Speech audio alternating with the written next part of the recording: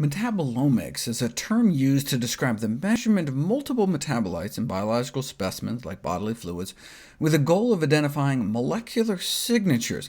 For example, if you compared the metabolic profile of those with severe heart disease to those with clean arteries, maybe we could come up with a cheap, simple, non-invasive way to screen people. If heart patients happen to have something in their blood that healthy people didn't, we could test for that. And maybe it would even help us understand the mechanisms of disease.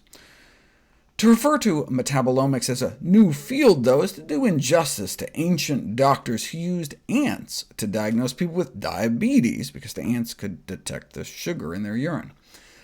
The first modern foray discovered hundreds of substances in a single breath, for example, thanks to the development of computer technology that made it possible to handle large amounts of information. And that was in 1971, a time when computers looked like this. New technologies have allowed researchers to measure hundreds or even thousands of metabolites at a time, which is good, since more than 25,000 compounds may be entering our body through our diet alone. The data comes out looking like this, which computers can turn into maps that allow researchers to try to piece together connections. Metabolomics is where the story of TMAO started. Everyone knows that a bad diet can lead to heart disease, but which dietary components are the most harmful? So researchers at the Cleveland Clinic screened blood from patients who had experienced a heart attack or stroke, and compared the results with those from blood of people who had not. Using all sorts of fancy technology, they identified a compound called TMAO, which stands for trimethylamine oxide. The more of this TMAO stuff people had in their blood, the greater the odds they had heart disease, and the worse their heart disease was. Where does this TMAO stuff come from? Our liver turns TMA into TMAO. OK, where does TMA come from? Certain bacteria in our gut turn something in our diet called choline into TMA. Where is the highest concentration of choline found? Eggs, milk, and meats, including poultry and fish. So when we eat these foods, our gut bacteria may make TMA, which is absorbed into our system and oxidized by our liver into TMAO, which may then increase our risk of heart attack, stroke, and death. But just because at a snapshot in time people with heart disease tend to have higher TMAO levels, doesn't mean having high TMAO necessarily leads to bad outcomes. We'd really want to follow people over time, which is what they did next. 4,000 people followed for 3 years, and those with the highest TMAO levels went on to have significantly more heart attacks, stroke, or death.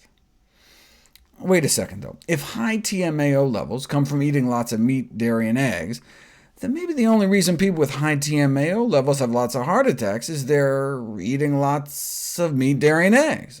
Maybe having high TMAO levels is just a marker of a diet high in red meat, eggs, milk, and chicken that's killing people by raising cholesterol levels or something, and has nothing to do with TMAO at all.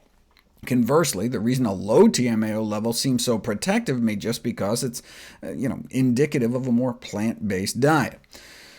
One of the reasons we think TMAO is directly responsible is that TMAO levels predict the risk of heart attack, stroke, and death independently of other traditional cardiovascular risk factors, meaning whether or not you have high cholesterol or low cholesterol, high blood pressure or low blood pressure, having high TMAO levels appear to be bad news.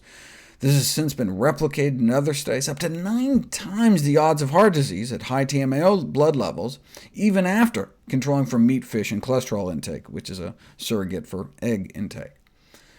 But what about the rest of this sequence? How can we be certain that our gut bacteria can take the choline we eat and turn it into trimethylamine in the first place?